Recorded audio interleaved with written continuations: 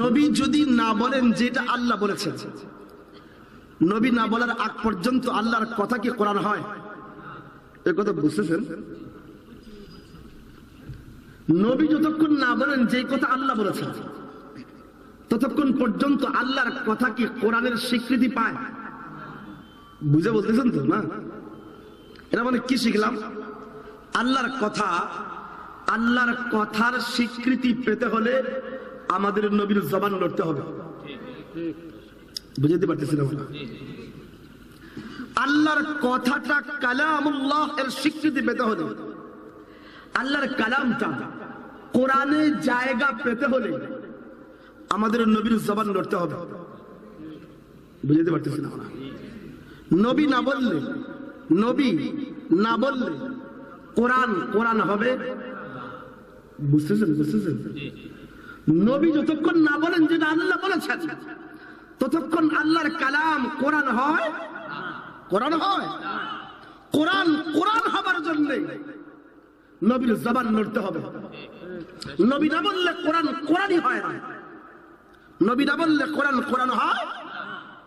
2 নম্বর জিনিস বুঝে, আমাদের নবী কোন কথা বলেছেন বা কোন কাজ করেছেন, অথবা নবীজি কোন বিষয় দেখা চুপ ছিলেন, নবীর সেই কথা, নবীর সেই কাজ, নবীর সেই মৌন সমর্থন যদি কোন সাহাবী তার জবান নাড়ায়া না বলেন যে এটা নবী বলছেন, এটা নবী করেছেন, এটা নবী দেখা সমর্থন করেছেন, যদি কোন সাহাবী না বলেন, তাহলে নবীর সেই কথা, কাজ, সমর্থনের নাম কি হাদিস হবে? কথা বুঝতেছেন? এর মানে নবীর কথা, নবীর কাজ, নবীর সমর্থন হাদিসের স্বীকৃতি পেতে হলে সাহাবীর জবান নড়তে হবে। আলহামদুলিল্লাহি ওয়াহদাহু والصلاة والسلام على من لا نبي بعده أما بعد قال الله تعالى في كلامه المجيد وفرقانه الحميد أعوذ بالله من الشيطان الرجيم بسم الله الرحمن الرحيم ذلك الكتاب لا ريب فيه هدى للمتقين صدق الله العظيم وصدق رسوله النبي الكريم ونحن على ذلك من الشاهدين والشاكرين والحمد لله رب العالمين شكر النبي البتي محبة رسول الشريفين اللهم صل على محمد وعلى آل محمد كما صليت على إبراهيم وعلى آل إبراهيم إنك حميد مجيد اللهم بارك على محمد وعلى آل محمد كما باركت على إبراهيم وعلى آل إبراهيم إنك حميد مجيد اللهم صل على محمد في أول كلامنا اللهم صل على محمد في أوسط كلامنا اللهم صل على محمد في آخر كلامنا অদকার নারায়ণগঞ্জ জেলার 2500 উপজেলার পাঁচগাঁও মোল্লাপাড়া নূরে মদিনা ইসলামী যুব সংঘের উদ্যোগে আয়োজিত নবম বার্ষিক ওয়াজ মাহফিলে উপস্থিত এলাকার শ্রোতাজ বুজুর্গানে দ্বীন উলামায়ে কেরাম এবং সর্বস্তরের দিন দরদি তৌহিদি জনতা, আমি কোরআন কারীমের সূরা বাকারার একটা ছোট্ট আয়াত কারিমা তেলাওয়াত করেছি। উক্ত আয়াতকে সামনে রেখে অল্প কিছু সময় হাকিমুন নফস মুফতি মুশতাকুন নবী কাসিম দামাত বারাকাতুহু আসার আগ পর্যন্ত কিছু কথা আপনাদের সামনে রাখার চেষ্টা করবো। আমার তৌফিক ইল্লা বিল্লাহ। আল্লাহ রাব্বুল আলামিন আমাকে আল্লাহর কথা, নবীর কথাগুলো আমলের নিয়তে সহিভাবে বলার তৌফিক দান করুন। সকলে বলে আমিন। আল্লাহ এবং নবীর কথাগুলো শুনে সকলকে মেনে নিয়ে আমল করার তৌফিক দান করুন, বলি আমিন। আল্লাহ তাআলা আমাদের হেদায়েতের জন্য যুগে যুগে নবী এবং রাসূলদেরকে প্রেরণ করেছেন। নবী এবং রাসূল নিজে নিজে মেহনত করে কেউ হতে পারে না। নিজের চেষ্টায় মেহনতে কোন ব্যক্তি নবী হতে পারে না। নবী আল্লাহ তাআলা নিজে নির্বাচিত করে বানান। বড় আলেম হলেই কেউ নবী হয় না, বড় আদিব হলেই কেউ নবী হয় না, বড় শিক্ষিত হলেই কেউ নবী হয় না। নবী আল্লাহ নিজে নির্বাচিত করে বানান। নবীরা আল্লাহ তাআলার নির্বাচিত।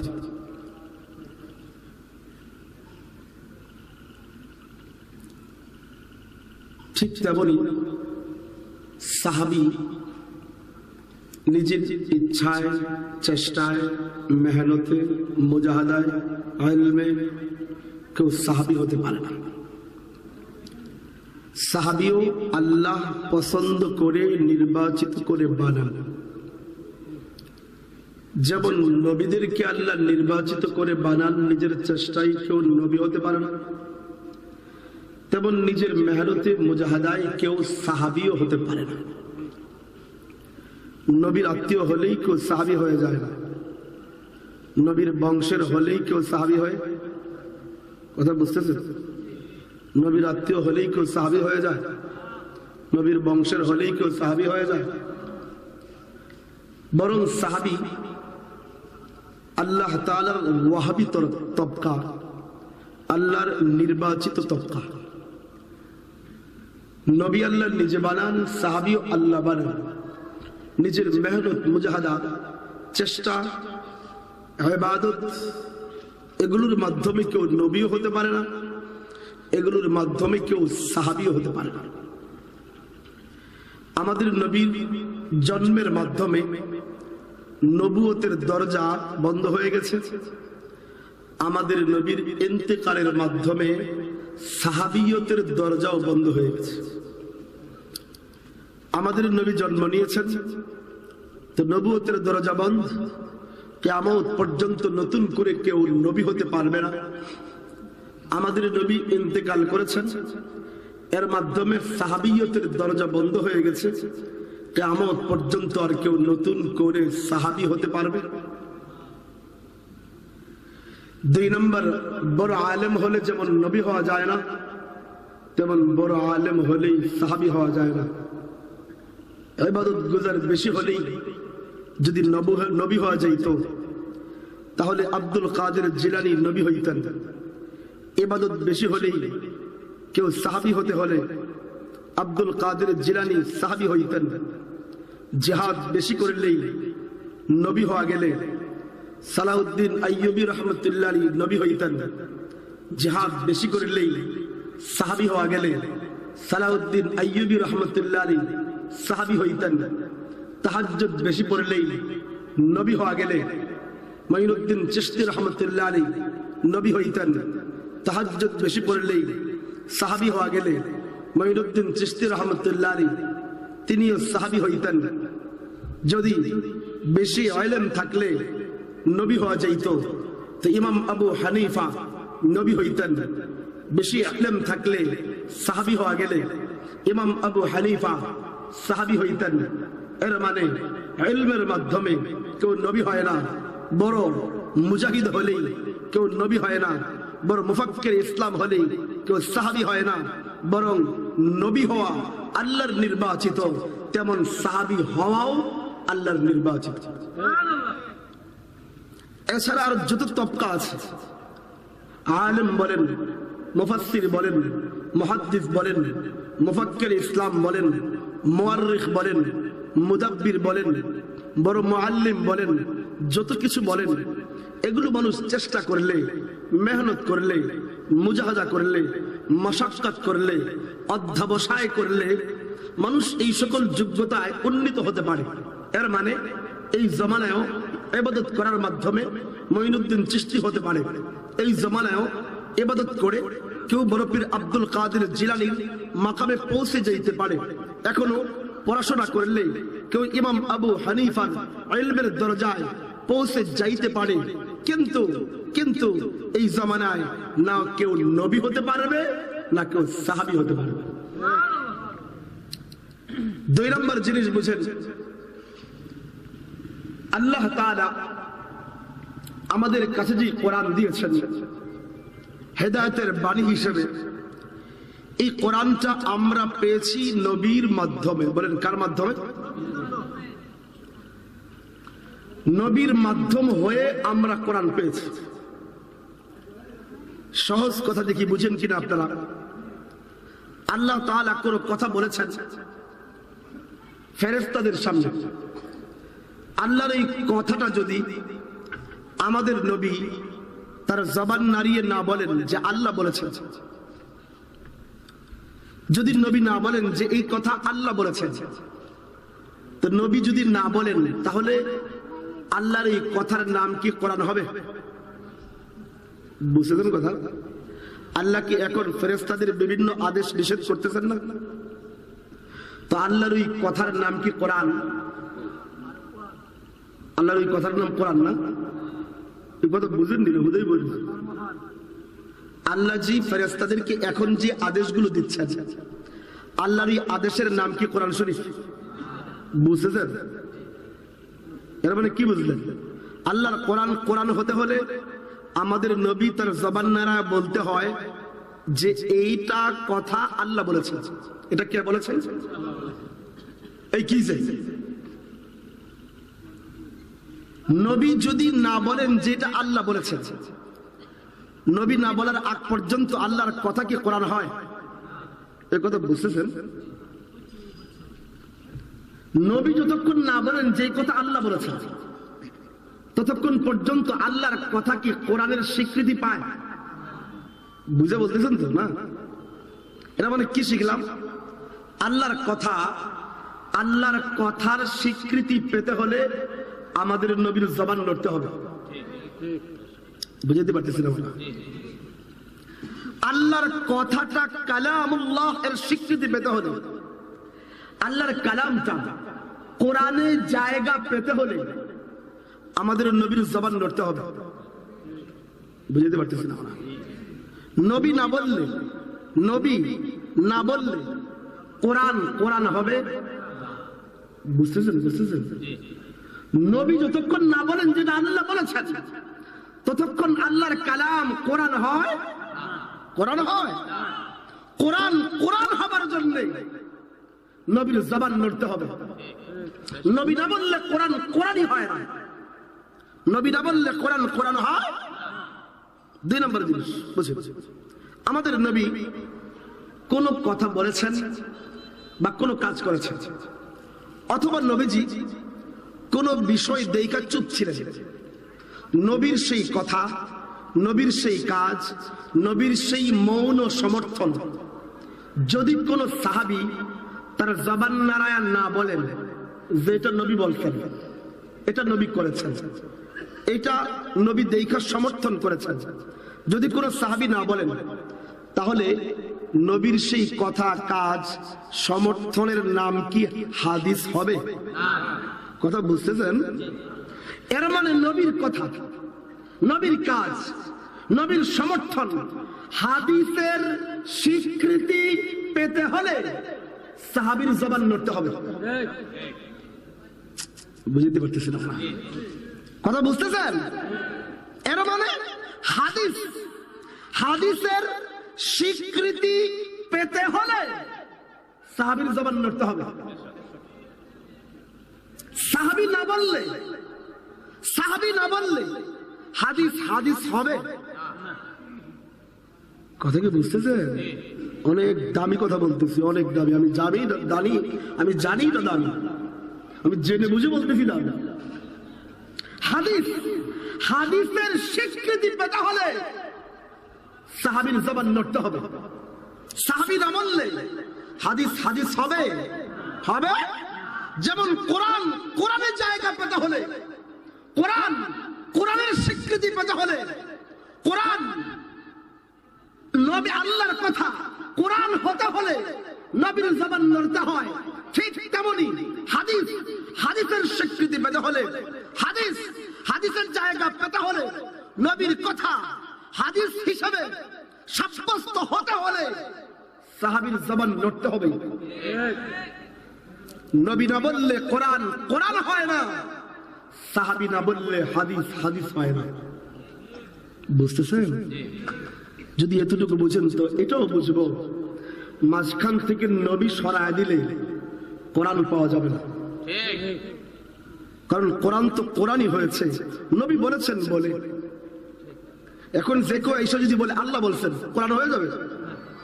যতক্ষণ পর্যন্ত নবী বলেছেন, আল্লাহ বলেছেন, তখন আল্লাহর ওই কথার নাম কোরআন হয়েছে। এর মানে নবীকে সরিয়ে দিলে কোরআন পাওয়া যাবে? কোরআন পাওয়া যাবে? তেমনি সাহাবী সরায় দিলে হাদিস পাওয়া যাবে? কারণ সাহাবী বলছেন বলেই তো, সাহাবী বলছেন বলেই তো হাদিস হাদিসের স্বীকৃতি পেয়েছে। এর মানে সাহাবা সরায় দিলে হাদিস পাওয়া যাবে? বলেন বলেন। যেহেতু আমরা এতটুকু বুঝলাম, তো নিজে নিজেই বুঝবো, নবীকে মিথ্যুক বললে নাউজুবিল্লাহ কোরআন সত্য থাকবে? কথা বুঝতেছেন? কোরআন কি সত্য থাকবে? এর মানে কোরআন সত্য মানতে হলে নবীকে সত্য মানতে হবে।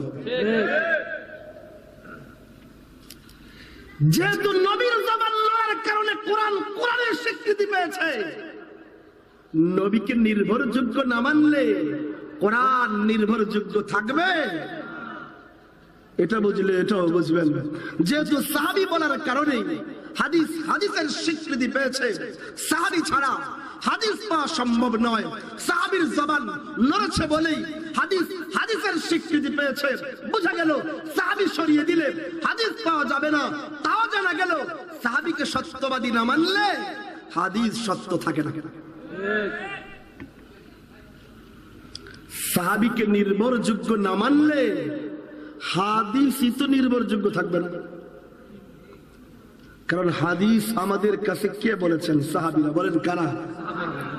উম্মতকে সাহাবীরা হাদিস শোনাইছেন, যে নবীজি করেছেন, নবীজি বলেছেন, নবীজি চুপ ছিলেন, এগুলো সাহাবীরা বলেছেন। এর মানে নবীর পুরা জিন্দেগির হাদিস গুলো সাহাবীর জবান নড়ার কারণে হাদিসে জায়গা পাইছে। তো সাহাবীকে নির্ভরযোগ্য না মানলে হাদিস কি নির্ভরযোগ্য থাকবে? সবার মাথা ঠিক আছে না? নষ্ট হয়ে যায় নাই তো মওদুদির মতো, নষ্ট হয়ে যায় নাই তো মওদুদির মতো। আমরা বলি সাহাবায়ে কেরামকে মেয়ারে হক, হকের মানদণ্ড না মানলে, আরে বুখারী, মুসলিম, আবু দাউদ, নাসাই, তিরমিজি, ইবনে মাজাহ, মুসনাদ আহমদ, মুসনাদুল বাজ্জার, মুসনাদুল হুমাইদি, সুনানুল কুবরা লিল বাইহাকি, সুনানুস সুগরা লিল বাইহাকি, শারহুল মাআনিল আসার সহ হাদিসের সমস্ত জখিরা ভান্ডারই তো মিথ্যুক হয়ে যাবে। বুঝাইতে পারি না মনে হয়। যদি সাহাবীরা আপনি সত্যের মাপকাঠি না মানেন তো হাদিস থাকবে কোথায়? হাদিস কিভাবে সত্যের মাপকাঠি হবে? হাদিস তো হাদিসই হয়েছে সাহাবী বলার কারণে। আমি কি বুঝাইতে পারতেছি? এর মানে হাদিসকে সত্যের মাপকাঠি মানতে হলে অবশ্যই সাহাবীকে সত্যের মাপকাঠি মানতে হবে। যারা সাহাবীকে সত্যের মাপকাঠি মানে না, হক বাতিলের মাপকাঠি মানে না, এরা মূলত নবীর হাদিস কি হকের মাপকাঠি মানে না। এরা মূলত নবীর হাদিসগুলোকেই সত্য এবং বাতিলের মাপকাঠি মানে না। কথা কি বুঝতেছে? আমি এই প্রসঙ্গে লম্বা কথা বলবো না, একটা মোটা কথা শিখাবো আপনাদের। যদি শিখেন তো আলহামদুলিল্লাহ, না শিখলেও আলহামদুলিল্লাহ। একটা বড় শক্ত একটা কথা শিখাবো। দেখেন, আমি একটা ফতুয়া চাবো আপনাদের কাছে, আপনারা ফতুয়া দিবেন, শিক্ষিত মানুষ আপনারা। 2 নম্বর ফতুয়াটা আমি দেব, প্রথম ফতুয়া আপনি দেবেন। দেখি আপনি কে কত ফতুয়া দিতে পারেন। আমি একটা প্রশ্ন করি, ফতুয়া আপনি দেবেন। আমি একটা দাবি করব, ফতুয়া আপনি দেবেন। আমি দাবি করতেছি, আমার দাবি হলো পৃথিবীর যত মুআররিখ, ঐতিহাসিক, ইতিহাসবিদ ইতিহাস লিখছে, সেই ইতিহাসের পাতা, চাই তারিখ তাবারি হোক, চাই তারিখ ইবনে খালদুন হোক, চাই তারিখুল উমাম ওয়াল মুলুক হোক, চাই তারিখুল ইসলাম হোক, চাই আল বিদায়া ওয়ান নিহায়া হোক, পৃথিবীর যত ইতিহাসের কিতাব আছে সেই ইতিহাসের যত পাতায় হযরত আমির মুআবিয়া, হযরত উসমান, হযরত তালহা, হযরত জুবায়ের, হযরত আম্মাজান আয়েশা সহ সাহাবীদের বিরুদ্ধে বিশুদ্ধারমূলক ঐতিহাসিক ঘটনা আনা হয়েছে। আমি যদি আপনাদের এই নারায়ণগঞ্জের সোনারগাঁয়ের মাটিতে দাঁড়ায় বলি, ওই সমস্ত ইতিহাসের পাতা আমি দলা কইরা পায়ের তলায় ফালায়া থুতু মারলাম, আপনি ফতুয়া দেন তো আমি কি কাফের? বুঝে শুনে বলেন। ইতিহাসের সমস্ত পাতা, ইতিহাসের যেই পাতায় সাহাবায়ে কেরামের সমালোচনা লেখা হয়েছে, আমি এই সমস্ত ইতিহাসের পাতা পায়ের তলায় ফালায়া যদি থুতু মারি, আমি কাফের, মুরতাদ, সাহস আছে বলার যাবে ফাসেক? কথা বলেন, বুঝে বুঝে। আমি কি ফাসেক হয়ে গেছি? কথা কোন কাফের হয়ে গেছি, মুরতাদ হয়ে গেছি? এর মানে সাহাবায়ে কেরামের সমালোচনামূলক সমস্ত ইতিহাস ডাস্টবিনে ফেলে দিলে, সমস্ত ইতিহাস পায়ের তলায় নিক্ষেপ করলে, সমস্ত ইতিহাসে থুতু মারলেও কোন ব্যক্তি মুরতাদ হয়, কাফের হয়, ফাসেক হয়। এর মানে সাহাবীদের সমালোচনামূলক সমস্ত ইতিহাস গ্রন্থ পায়ের তলায় ফেললে কেউ ফাসেক হয়। কিন্তু এর উল্টা, আপনি দাবি করেন ফতুয়া আমি দেব, আপনি দাবি করেন ফতুয়া আমি দেব। আপনি দাবি করে দেখেন কোরআনের যে আয়াত আল্লাহ সাহাবীদেরকে বলেছেন উলাইকা হুমুস সাদিকুন, সমস্ত সাহাবী সত্যবাদী, উলাইকা হুমুল ফায়েজুন, সমস্ত সাহাবী সফল কাম, উলাইকা কাতাবা ফি কুলুবিহিমুল ঈমান, সাহাবীদের অন্তরের মাঝে আল্লাহ ঈমানকে অঙ্কিত করে দিয়েছেন। উলাইকা হুমুল মুমিনুনা হাক্কা, সাহাবায়ে কেরাম প্রকৃত মুমিন রাদিয়াল্লাহু আনহুম ওয়া রাদু আন। সাহাবায়ে কেরামের প্রতি আল্লাহ সন্তুষ্ট, আল্লাহ সাহাবীদের প্রতি সন্তুষ্ট। সাহাবায়ে কেরামের প্রশংসামূলক এই একটা আয়াত আপনি অস্বীকার করেন, আমি ফতোয়া দেব আপনি মুরতাদ। বুঝাতে পারি না কথা, বুঝতেছে? এর মানে সাহাবায়ে কেরামের সমালোচনামূলক, নিন্দামূলক সমস্ত ইতিহাসকে আস্থা করে নিক্ষেপ করলে কেউ ফাসেক হয়, কিন্তু সাহাবীর প্রশংসাওয়ালা একটা আয়াত অস্বীকার করলে সে নিশ্চিত কাফের, মুরতাদ। বুঝাইতে পারতেছি? বুঝাইতে পারতেছি? আমাদের দলিল কি ইতিহাস না কোরআন? কি দলিল? আরে ইতিহাস তো ব্যক্তি যে লেখে হের মানসিকতার কারণে পাল্টে যায়। দেখেন আমাদের মুক্তিযুদ্ধ হয়েছে কয় বছর হয়েছে? 100 বছর হয়ে গেছে মনে না? 1000 বছর তো হয়েছে। আরে কয় বছর? মাত্র 50 বছর, ঠিক না? যারা মুক্তিযুদ্ধ করেছেন এবং অনেক মানুষ এখনো জিন্দা আছে, গুলিবিদ্ধ মুক্তিযুদ্ধ এখন আছে, কিন্তু এই মুক্তিযুদ্ধের ইতিহাস সবার কাছে সমান না। কথা বল না কেন? কোন আওয়ামী লীগের নেতাকে যদি বলেন যে মুক্তিযুদ্ধের ইতিহাস বলতো, তো সে কি বলবে? মুক্তিযুদ্ধ তো হয়েছে আমাদের নেতা শেখ মুজিবুর রহমান সাহেবের নেতৃত্বে, আর সব ছিল ফাও। এই তাই তো না? কোন বিএনপির নেতাকে যদি বলা হয় যে তুমি বলো তো মুক্তিযুদ্ধের ইতিহাস, সে কি বলবে? সে বলবে আরে শেখ মুজিবুর রহমান সাহেব ছিল হচ্ছে পাকিস্তানের কারাগারে, আমাদের ময়দানে লড়ছে তো আমাদের নেতা জিয়াউর রহমান। আরে বলবে কি বলবেন? পাল্টে যায় কি যায় না? কোন কমিউনিস্ট নেতাকে যদি আপনি বলেন মুক্তিযুদ্ধের ইতিহাস, তো এরা কি বলবে? আরে একজন ছিল পাকিস্তানের কারাগারে, আরেকজন ছিল সরকারি কর্মকর্তা, চাকরিজীবী, তার দায়িত্ব হচ্ছে যুদ্ধ করা। কিন্তু শোনো, এর উল্টা এই দেশের খেটে খাওয়া হাজারো মানুষ, কমিউনিস্ট নেতারা নিজের জান বাজি রেখা যুদ্ধ করেছে। এর মানে লেখকের মনোবৃত্তির পরিবর্তনের কারণে 50 বছর আগের ইতিহাস তো পাল্টে যায়। বুঝাইতে পারি না মনে হয়? ইতিহাস কি কোরআনের মতো দলিল, হাদিসের মতো স্বচ্ছ? ইতিহাস তো মানুষের লেখা। ইতিহাস তো মানুষের লেখা। একটা ইতিহাস শোনায় আপনাদেরকে। মাওলানা আবুল আলাম মওদুদী সাহেবের লেখা একটা বই আছে, বইয়ের নাম হলো খেলাফত মুলকিয়া। এই বইয়ের মধ্যে মওদুদী সাহেব একটা ঘটনা আছে, হয়তো ওসমানে গনির ঘটনা। ঘটনা বলার আগে আমি একটা উদাহরণ দিই, উদাহরণটাকে বুঝি। আপনাদের এলাকার চেয়ারম্যান সাহেব এর ব্যাপারে আমি উদাহরণ দিচ্ছি, বুঝি। একজন ব্যক্তি বলতেছে কি যে ধরেন 5 লাখ টাকা চেয়ারম্যান সাহেবের কাছে গম আসছে গরিব মানুষকে দেওয়ার জন্য। কয় লাখ টাকার গম? 5 লাখ টাকার গম আসছে। চেয়ারম্যান সাহেব দেখলো যে এই এলাকার মানুষ যে গরিব মানুষ আছে এরা গম নিয়ে কি করবে, এদের অত ফায়দা হবে না। এই জন্য চেয়ারম্যান সাহেব কি করলো, 5 লাখ টাকার গম নিজে কিনছে নিজের টাকা দিয়ে। কথা বুঝছেন? 5 লাখ টাকার গম 5 লাখ টাকা দিয়ে কিনছে, কিনা 5 লাখ টাকা গরিবদের মাঝে বন্টন করে দিছে। আর ওই যে গম কিনলো এই গমটা তার শ্যালকরে দিছে যে তুমি ব্যবসা করো। খারাপ কাম করছে, সরকারি কোষাগারে টাকা মারিয়ে দিছে। কথা কি বুঝতেছেন নাকি? বুঝতেছেন? উনি কাজ করছে। বিপক্ষের এক ব্যক্তি ছড়াইয়া দিছে চেয়ারম্যান সাহেব সরকারি ত্রাণের গমের টাকা সব সরকারি সমস্ত গম তার শ্যালকরে দিয়ে দিচ্ছে। পুরো এলাকায় নষ্ট করে দিচ্ছে। আপনি কি করবেন? বুঝাইতে পারি না। যে কথা বললো চেয়ারম্যান সাহেব সরকারি সমস্ত গম তার সালারে দিয়ে দিচ্ছে।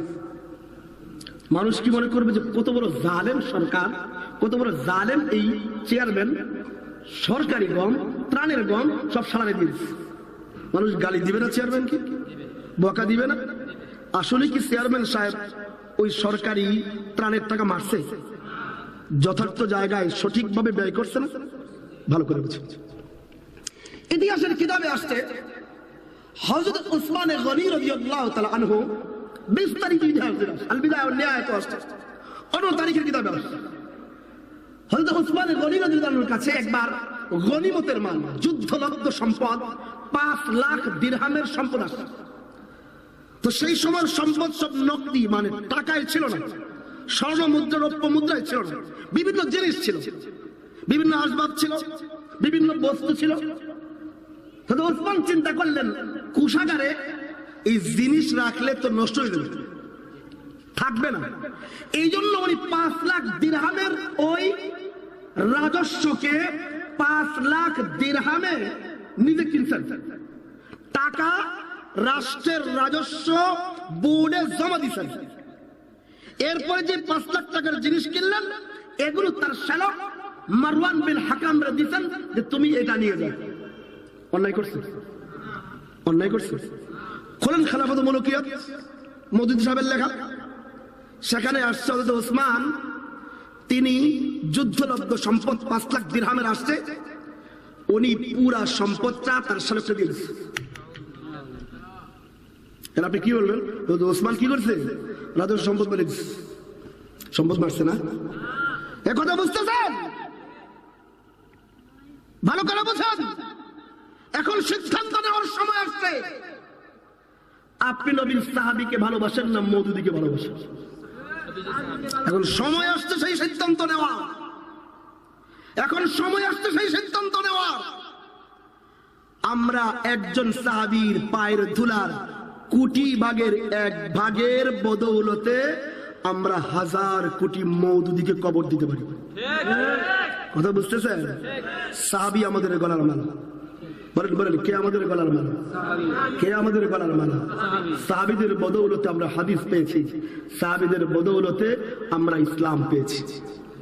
বুঝে দিতে পারতেছি না মনে হয়। কার বদৌলতে ইসলাম পেয়েছি? কার বদৌলতে? আজকে যাদের বিরুদ্ধে কথা বলা হচ্ছে সেই সাহাবায়ে কেরাম আমাদের মতো আইলসা হইলে আমরা যেভাবে বইবে ফেসবুকে স্ট্যাটাস দিয়ে মনে করতেছি জিন্দেগি আমরা কভার করে দিছি, পুরা ফাটা করে ফেলছি, এরকম অলস যদি সাহাবায়ে কেরাম হইতো না তো একটু খবর নিয়ে দেখেন আমাগো নসিবে ইসলাম জুটতো না।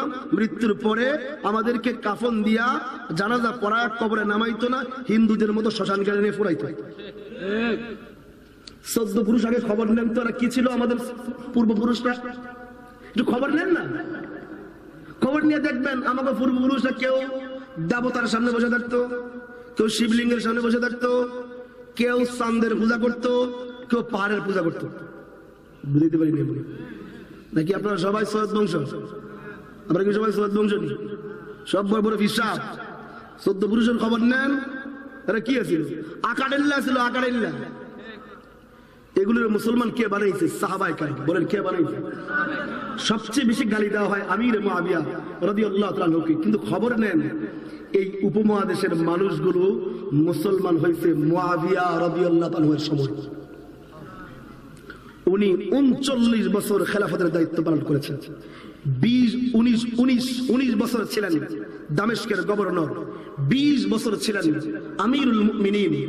তিনি ওই সময়ে তার সময়ে এই পাকিস্তানের পেশোয়ার পর্যন্ত, আমিরে মুআবিয়ার সময় এই আফগানিস্তানের কান্দাহার পর্যন্ত ইসলাম পৌঁছে যেতে পারতেছিলেন। উনি একমাত্র ব্যক্তি যিনি সর্বপ্রথম ইউরোপের মাটিতে আরব সাগরের বুক চিরে নৌবাহিনী নিয়ে ইউরোপের মাটিতে ইসলাম পৌঁছে দিয়েছে। এই জন্য রোমকরা প্রচন্ড ক্ষিপ্ত ছিল আমির মুআবিয়ার উপর, যে লোকটা আরব থেকে ইসলাম ইউরোপে পৌঁছায় দিছে। আপনারা যারা শিক্ষিত মানুষ, আজকে রাতের বেলা গিয়া একটু বিশ্বের মানচিত্র নিয়ে বসেন, দেখবেন আরব থেকে যেই সাগর গেছে, আরব সাগরের দুই পাশে যতগুলো দেশ আছে সব দেশ মুসলিম দেশ। বুঝাইতে পারি না?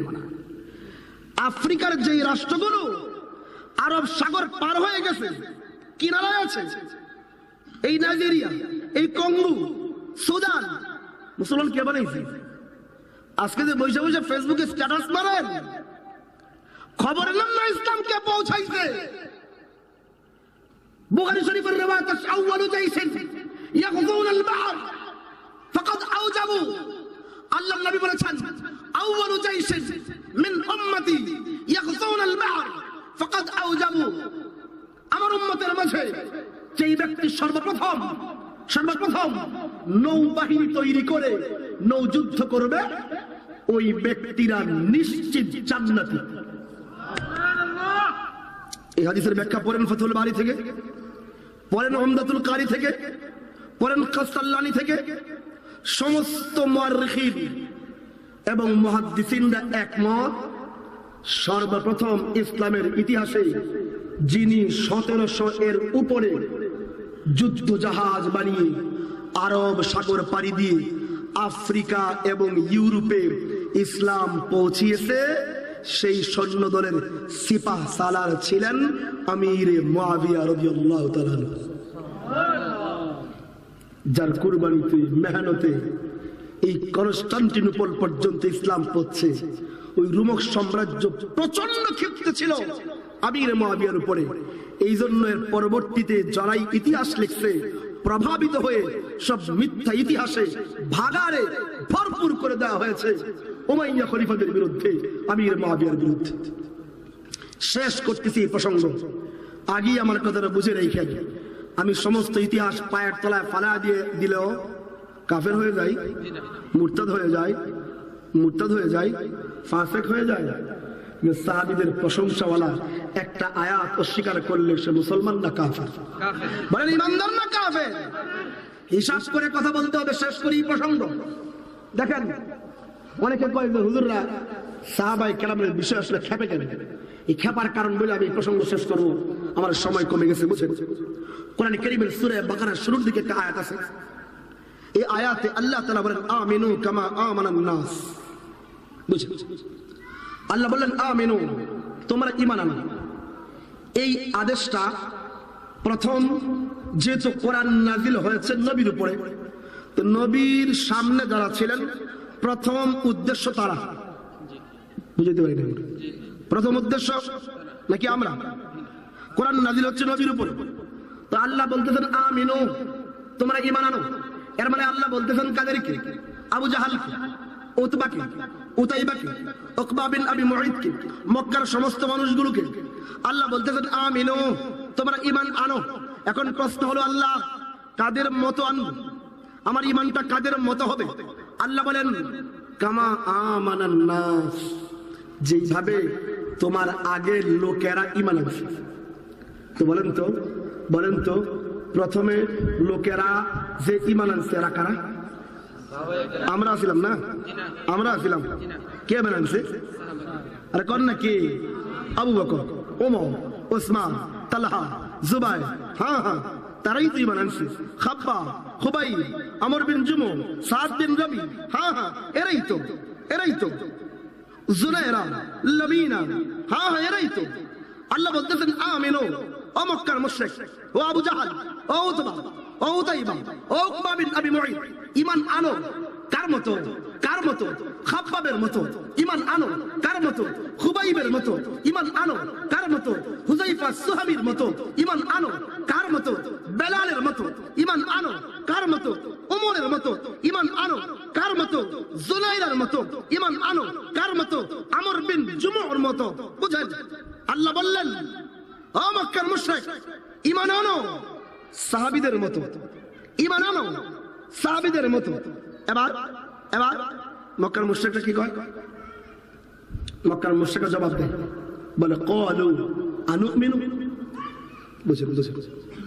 ক্বালু আনুমিনু কামা আমানাস সুফাহা। কোরআনের আলফাজ মক্কার মুশরিকরা কয়, আল্লাহ আমরা ঈমান আনু এই বোকাদের মতো। দেখেন গালি দিছে, সমালোচনা করেছে, নিন্দা বলেছে। সফিহুন বলতে আমরা বাংলায় যাকে বলি ব্যাককল, নির্বোধ, গাধা, গর্ধব, এই শব্দগুলোকে আরবিতে বলে সফিহুন। মাথায় গেল রে পাগল, এ নির্বোধ লোক, গাধা, এ গর্ধব। সাহাবীকে গালি দিল। বুঝেন? মক্কার মুশরিকরা সাহাবীকে গালি দিল। কি বইলা? সফিহুন বলে, নির্বোধ বলে, গর্ধব বলে, বোকা বলে, বেআক্কেল বলে। শোনেন নারায়ণগঞ্জের মানুষ, শোনেন সোনারগাঁয়ের মানুষ, যখন নবীর উপরে কোরআন নাযিল হচ্ছে, আল্লাহর নবীর সাহাবীকে বোকা বলে গালি দেওয়া হয়েছে, গর্ধব বলে গালি দেওয়া হয়েছে, নির্বোধ বলে গালি দেওয়া হয়েছে। যদি আমার আল্লাহ ওই সময় এই গালি শুই না, সমালোচনা শুই না, কিছু না বলতেন, জবাব না দিতেন, তাহলে আমরাও চুপ করে থাকতাম। সাহাবীদের বিরুদ্ধে কেউ বকওয়াজ করলে আমরাও কিছু বলতাম না। আমি কি বুঝাইতে পারতেছি? কিন্তু আল্লাহ জবাব দিয়েছেন, জবাবও দিছেন এমন আজীব জবাব। আল্লাহু আকবার। খাল্লাক আলম চুপ করে থাকেন। যখন নবীর সাহাবীকে নির্বোধ বলা হয়েছে, সফিহুল বলা হয়েছে, গর্ধব বলা হয়েছে, আমার আপনার মালিক আল্লাহ জবাব দিলেন। তো দিলেন কেমনে দিলেন? আরে যেই শব্দে গালিটা দিছে হুবহু এই শব্দটা শুধু এমনিতেই ফেরত দেন নাই, সাথে 4টা তাকিদ সহ ফেরত দিয়েছেন। কয়টা তাকিদ? আল্লাহ বলেন আলা খবরদার, আলা খবরদার, ইন্না 2 নম্বর তাকিদ, হুম আরেক তাকিদ, আস-সুফাহা আলিফ লাম মারিফা আরেক তাকিদ। আল্লাহ 4টা তাকিদ সহ আলা ইন্নাহুম হুমুস সুফাহা। আল্লাহ বলেন না, সাহাবীরা নয়, যে সাহাবায়ে কেরামকে গর্ধব বলছে এরাই গর্ধব।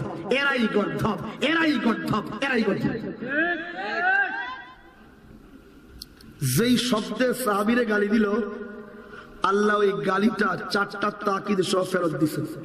কয়টা তাকিদ সহ? এর মানে আল্লাহ আমাদেরকে শিখাইছেন, বান্দা কিয়ামত পর্যন্ত যেই কুলাঙ্গারকে দেখবি আমার নবীর সাহাবীরে গালি দিবে, যেই শব্দে গালিটা দিব এটা 4টা তাকিদ সহ উল্টা তার দিকে মুখে ছুঁড়ে মারবে।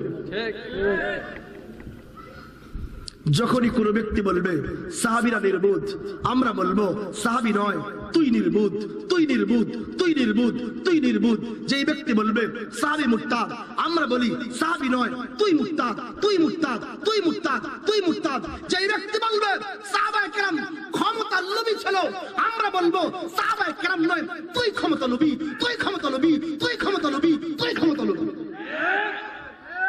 কে শিখিয়েছে?